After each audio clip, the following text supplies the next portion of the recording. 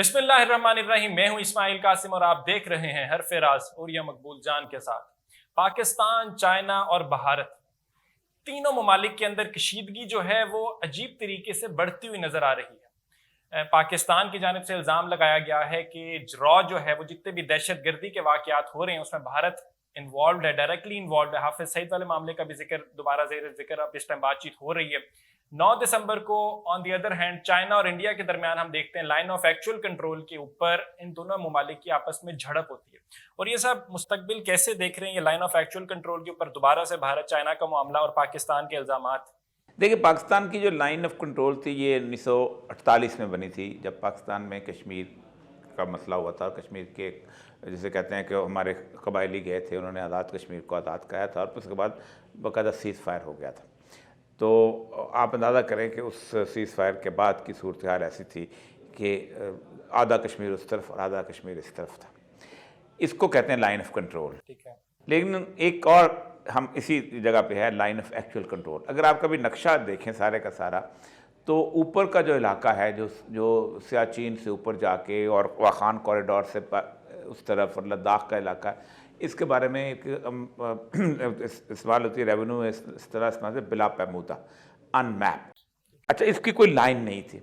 वो ये कि चूँकि रंजीत सिंह जो था यहाँ पर हुक्मरानी करता था, तो रंजीत सिंह के ज़रिए साया कश्मीर भी था और कश्मीर के अंदर गिलगित बल्तिस्तान भी था और ये पूरा इलाका था। तो हुआ ये कि जिस वक्त उन्होंने 1849 में अंग्रेज़ ने इसको कश्मीर को फ़तह किया, तो उसके साथ ही उनका अंदाज़ा हो गया कि ये इलाका भी हमारा है। अंदाज़ा क्या, उनको यकीन हो गया कि इलाका है। तो लेकिन रंजीत सिंह कभी गया था, ना कोई और कोई गया था, ना कभी मुग़ल गए थे, कोई जाता ही नहीं था। उस इलाके के अंदर एक इंडिपेंडेंट हुकूमत थी मुसलमान, एक कोई बेग था नाम उसका, उसकी मुसलमान की हुकूमत। ये उगर मुसलमान उसी इलाके के वहीं के सिंधकियांग की जो वैली थी। तो वहाँ पर एक कैप्टन मैकमोहन गया था। तो कैप्टन मैकमोहन जो है वो उसने जाके वहाँ पर एक नक्शे पे एक लाइन खींच दी थी कि ये एक हमारी लाइन यहाँ पर है, आधी यहाँ और आधी यहाँ। ये लाइन जो है वो बात है, किसने मानना था दुनिया के, जब नक्शा छापा सर्विस ऑफ पाकिस्तान इंडिया ने नक्शा छापा, तो वो लाइन एक एक्चुअल कंट्रोल यहाँ पर जो है ब्रिटिश गवर्नमेंट का यहाँ तक है, उधर चाइना है या कोई और इंडिपेंडेंट रियासतें। 1948 में जब माओ ज़ेतुंग का इनकलाब आया है तो कंसोलिडेशन शुरू हुई। अब चाइना भी इतना बड़ा इलाका है, बीच में गोबी डेजर्ट भी आ रहा है, बीच में बाकी चीज़ें भी आ रही हैं। अब खुद देखें ना, ये जो इलाका है इसमें जो तकरीबन 70% चाइना का इलाका, इसमें 6% लोग रहते हैं और बाकी सारा चाइना जो है वो बीजिंग में और शंघाई में और उस जगह पर रहता है। तो उस दौरान इंडिया ने जैसे कि थोड़ा सा उसने परपुर्स निकालने शुरू किए, तो इंडिया को अंदाज़ा हुआ कि ये इलाका जो है इसमें पैमाइश तो करें। तो इंडिया ने 60s के अंदर वहाँ जाकर 59 के अंदर वहाँ कुछ बुर्जियाँ और कुछ चौकियाँ बनाने की कोशिश की। उसके ऊपर हुआ ये कि चाइना को पता चला, तो चाइना ने इंडिया के ऊपर ख़ास तौर पे अटैक कर दिया और 62 की जंग जो है बड़ी खौफनाक जंग हुई थी। उस वक्त आप अंदाज़ा करें कि चाइना ने पाकिस्तान को ऑफ़र की थी कि आप कश्मीर ले लें, हम आपका, लेकिन अयूब खान चूँकि अमेरिकन के साथ था तो अमेरिका वो नहीं चाहता था, वो नहीं ले सके कश्मीर। उसके नेक्स्ट हुआ ये कि उसके अगले 62 के बाद एक स्टैंड स्टिल सूरत हाल हो गई। अब दो जगहों पे इंडिया और चाइना का आपस में कॉन्फ्लिक्ट है। एक ये है कि पाकिस्तान के साथ जो लद्दाख का इलाका लगता है, इसके साथ जहाँ अभी उन्होंने उस लेक के ऊपर हुआ था, 1000 स्क्वायर किलोमीटर चाइनीज़ ने ले लिया था। ये भी 2-3 साल पहले की बात है जब मेन उनकी। दूसरा उनकी लड़ाई है आसाम और 7 और रियासतें हैं जो उस तरफ हैं, बांग्लादेश के उस तरफ, बर्मा और बांग्लादेश के दरमियान उनको जोड़ता है एक छोटी सी एक पट्टी है 24 किलोमीटर चौड़ी। ये जो पट्टी जो है ये अपना ये जो बिहार का इलाका है यहाँ से जाती है, इसको कहते हैं सिलगरी कॉरिडोर। और ये सिलगरी कॉरिडोर जो है इसके बारे में ये कहा जाता है हैंड्स नेक, यानी चोंच उस तरफ है और पीछे पूरे इंडिया जो है उसका धड़ है। इसके अंदर ये अरुणाचल प्रदेश जो आती है, तो यहाँ इंडिया ने ख़ास तौर पे अपनी एक्टिविटीज़ बढ़ाई थी। और क्यों बढ़ाई थी? अमेरिका के कहने के ऊपर। अमेरिका ने आज 2019 के जब नवंबर में पेंटागन ने वो अपना स्ट्रेटजी शाया की ना, कंटेनमेंट ऑफ चाइना की, तो उन्होंने कहा कि हम 2 ग्रुप बनाएंगे, एक एक्वास और एक क्वाड। एक्वास में को 18-19 मुल्क हैं, जैसे ऑस्ट्रेलिया, इंडिया, थाईलैंड, फिलिपीन, उसके बाद श्रीलंका, उसमें और बहुत सारे मुल्क शामिल हैं, ताइवान शामिल है। इनको हम चाइना के ख़िलाफ़ इकट्ठा करें। लेकिन 4 मेजर क़ुव्वतें थीं अमेरिका, ऑस्ट्रेलिया, इंडिया और जापान, इनको कहा था कि हम इसमें, इन्होंने यहाँ भी इसके इंडिया को कहा कि तुम जहाँ पे वहाँ पे मूवमेंट शुरू करो।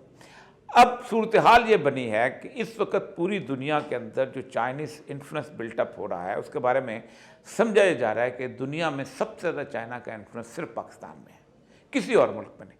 और दुनिया में सबसे ज़्यादा इंपॉर्टेंट मुल्क जो है वो चाइना पाकिस्तान है उसके लिए।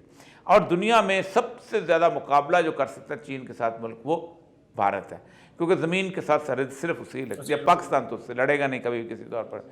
तो इन्होंने इससे सिमरिंग वहाँ शुरू की और सारा कुछ। इसी तरह पाकिस्तान के साथ भी इंडिया ने अपनी वो सारी चीज़ें जो हैं, आपको पता होगा कि अभी रॉक का जो जॉर्ज टाउन के धमाके का, और जॉर्ज टाउन का धमाके की बेसिक वजह यह है कि वहाँ हाफिज सईद वाला मसला है, और हाफिज सईद के उसको करना चाहते थे, और उन्होंने बाकायदा उसका मैप भी यहाँ से कुछ लोगों ने उनको ट्रांसपोर्ट किया। जी, एजेंसियों ने भी, वैसे भी पता चलता था ना कि हाफिज सईद का दुश्मन और कौन हो सकता है पाकिस्तान।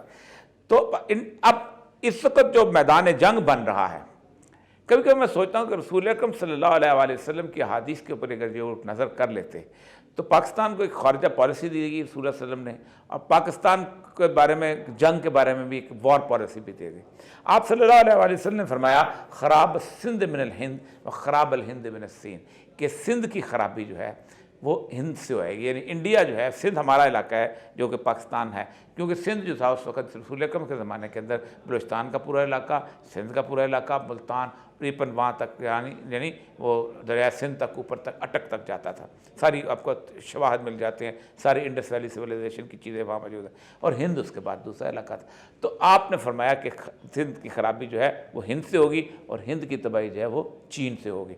अब ये पूरी ट्रायंगल आपको समझ आ जाएगी कि इस सारे मामले के अंदर पाकिस्तान को पहले दिन से ही चाहिए था कि सिर्फ चाइना के साथ ताल्लुकात रखता, और 48 में जब से वो आ गया था तो चाइना के साथ ताल्लुकात रखता। आज पाकिस्तान जैसा एक बहुत बेहतर सूरत हाल के अंदर हो, और इंडिया चके ज़ाहिर बात है चाइना के साथ दूसरी तरफ गया था, उसने जाना ही जाना था, तो इंडिया को ज़ाहिर बात है अपने बचने के लिए भी चाइना से ताल्लुकात रखने चाहिए थे। लेकिन अब वो वक्त शायद आ गया है कि ये जंग जो है बहुत खौफनाक तरीके से एक इकट्ठी हो रही है, क्योंकि अमेरिका की इस वक्त नर्व्स जवाब दे चुके हैं। अमेरिका अपनी जो मल्टी पावर सूरत हाल है, जो यूनिपावर उसको चैलेंज हो चुका हुआ है। इस वक्त सूरत हाल यह है कि अमेरिका चाह रहा है कि उसको दोबारा कंसोलिडेट कर रहे, यूरोप उसका साथ नहीं दे रहा, मिडल ईस्ट उसका साथ दे रहा, उसने इनकार कर दिया है, अपना मोहम्मद सलमान ने और बाकी सारे लोगों ने, ओपेक सारे इनकार कर दिया है, फार ईस्ट उसका साथ नहीं दे रहे, उन्होंने इनकार कर दिया है। उसके बाद अपना अफ्रीका के तमाम मुल्कों ने उसका इनकार कर दिया है, लैटिन अमेरिका पहले ख़िलाफ़ है। तो अमेरिका एक तनहा पावर लगता है रह जाएगा कुछ अरसे के बाद, उसकी कोई सुनने वाला नहीं। लेकिन मुकाबले पे जो लोग दो ग्रुप है, चाइना और रशिया, क्या ये ग्रुप बना सकेंगे? अगर ना भी बना सके तो जंग तो बहुत खौफनाक हो जाएगी।